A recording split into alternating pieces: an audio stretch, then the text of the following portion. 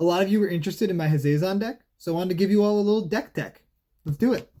Before I hop into it though, comment if there's any other decks you want to see a deck tech for, because I've got a bunch that I can do.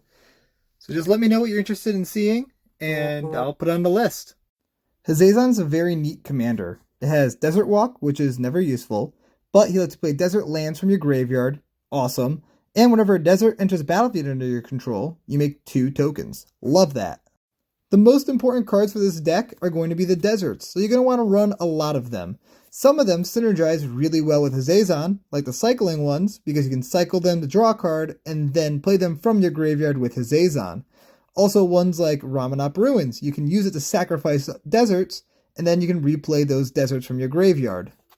Ways to play additional lands are a great source of both ramp and tokens.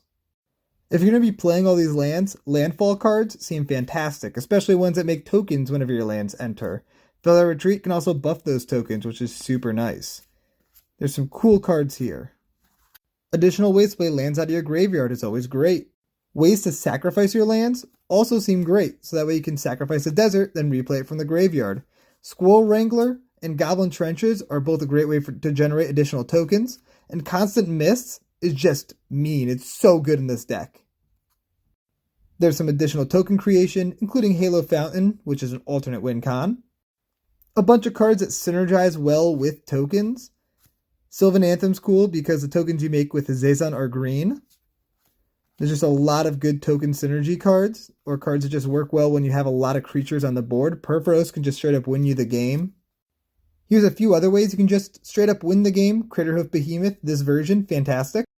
And some utility lands, the bounce lands. Bounce deserts to your hand so you can replay them. Castle Ardenvale and Kerr Keep, additional token creation.